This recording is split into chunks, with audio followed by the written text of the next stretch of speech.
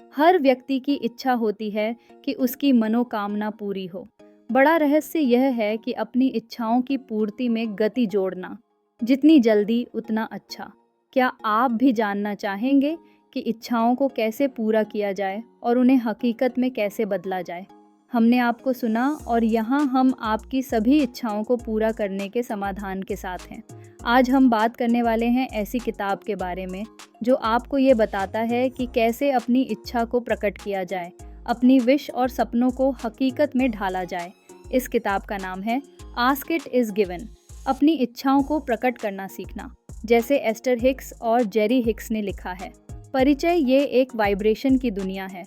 जैसा कि आइंस्टाइन ने निरीक्षण किया कि जब तक कुछ चलता नहीं है तब तक कुछ नहीं होता। मतलब सब कुछ एक मापनीय आवृत्ति, मेजरेबल फ्रीक्वेंसी पर वाइब्रेट होता है।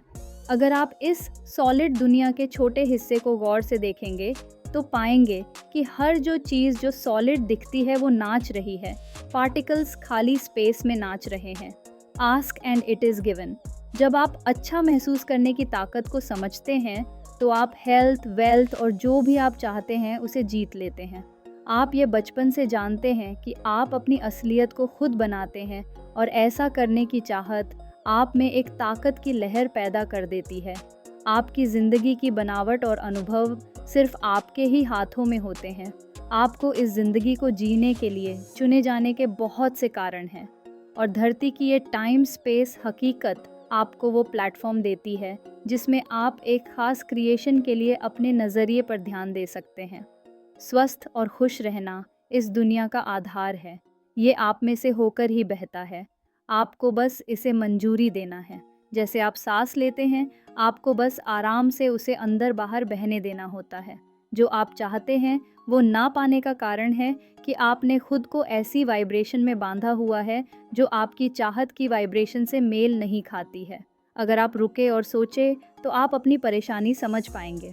Ask and it is given एक ऐसी किताब है जो हम सभी को लॉ ऑफ अट्रैक्शन की अद्भुत दुनिया और हमारी इच्छाओं को वास्तविकताओं में बदलने की संभावनाओं से परिचित कराती है।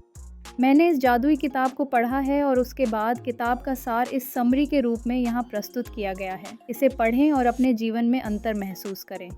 स्रोत, सोर्स। जो भी आपने चाहा है, चाहे वो बोला गया हो या नहीं, वो आप में से वाइब्रेशनली होकर गुजरता है। सोर्स ने उसे सुना और समझा है और उसका जवाब दिया है और अब आप इसे रिसीव करने की मंजूरी देने का एहसास करेंगे।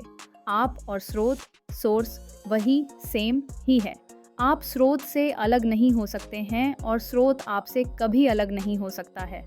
सोर्स से जुड़ने में अगर कोई रुकावट डाल सकता है तो वो आप ही है। स्रोत हमेशा आपके लिए उपलब्ध होता है और स्वस्थ और खुशी हमेशा आप तक पहुंचती है। अक्सर आप इसे मंजूरी देते हैं पर कभी कभी नहीं।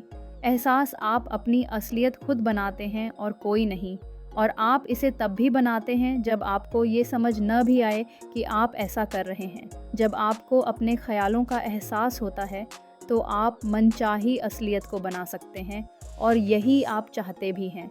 आपको शब्दों का इस्तेमाल करने की ज़रूरत नहीं है। आपको सिर्फ इसे अपने अंदर महसूस करना है। मैं ये चाहता हूँ, मैं यह मानता हूँ, मैं इसकी सराहना करता हूँ। आपकी चाहत ही सभी चीज़ों को आकर्षित करने की शुरुआत है। आप अपनी असलियत को बढ़ाने से कभी नहीं थकते हैं क्योंकि चाहत के नए आइडियाज़ का कोई अंत नहीं है। ये आपकी चाहत ही होती है जब आप उसमें खुश होते हैं जो आप हैं और जो आपके पास हैं, और कभी-कभी ज़्यादा पाने की चाहत करते हैं। Ask and it is given book. आप महसूस कर सकते हैं कि क्या आप खुद को पूरी तरह सोर्स एनर्जी से जोड़ रहे हैं या नहीं। दूसरे शब्दों में कहा जाए तो जितना अच्छा आप महसूस करेंगे उतना ज़्यादा आप स्रोत से जुड़ेंगे और जितना बुरा फील करेंगे उतना कम जुड़ेंगे। आपकी भावनाएं सबसे ज़्यादा सोफिस्टिकेटेड वाइब्रेशनल इंटरप्रेटर्स होती है। आप इस सिद्धांत को तब समझ पाते हैं जब आप रेडियो सुनते हैं। आप तब तक म्यूज़िक सुनने की उम्मीद नहीं करते हैं जो 101 एफएम की रेडियो फ्रीक्वेंसी पर आ रहा है और आपका रेडियो 98.6 एफएम पर ट्यून हो। आप ये समझते हैं कि आपकी वाइब्रेशनल फ्रीक्वेंसीज मैच होनी चाहिए। Ask and it is given summary. आप जिस चीज़ पर ध्यान देते हैं उसकी वजह से आप में से एक वाइब्रेशन निकलती है और वो वाइब्रेशन आपकी चाहत के बराबर होती है, जो कि आपके पॉइंट ऑफ अट्रैक्शन के बराबर होती है। अगर ऐसा कुछ आपको पाना है जो अभी आपके पास नहीं है, तो आपको बस उस पर अपना ध्यान लगाना है और लॉ ऑफ अट्रैक्शन से वो आपके पास आ जाएगी। जो भी आप चाहते हैं उसे पाने का ज़रिया है कि आप उस चाहत की वाइब्रेशनल हार्मनी पाएं। और इस वाइब्रेशनल हार्मनी को पाने का सबसे आसान तरीका है उसे पा लेने की कल्पना करना, ऐसा मानना कि वो आपका हो चुका है। अपने ख्यालों को उसका आनंद उठाने के लिए बहने देना, इससे आप उसे अपने अनुभव में ला पाएंगे। जब आपके ख्याल आपकी चाहत की वाइब्रेशन से मैच होते हैं, तब आप अच्छा महसूस करते हैं। आपकी इमोशनल रेंज उम्मीद से लेकर खुशी की उत्सुकता तक होती है। पर अगर आप ध्यान अपनी इच्छा की कमी पर देते हैं, तो आपकी भावना निराशा के एहसास से चिंता, चिंता से नाउम्मीदी, नाउम्मीदी से गुस्सा, गुस्से से असुरक्षा और असुरक्षा से डिप्रेशन तक पहुंच जाती है। आपकी भावनाएं आपको एक बेहतर गाइडेंस सिस्टम देती है और अगर आप उन पर ध्यान दें तो आप खुद को जो भी आप चाहते हैं वहां तक ले जा सकते हैं। जो भी आप सोच रहे हैं वो एक तरह से फ्यूचर इवेंट को प्लान करने जैसा है।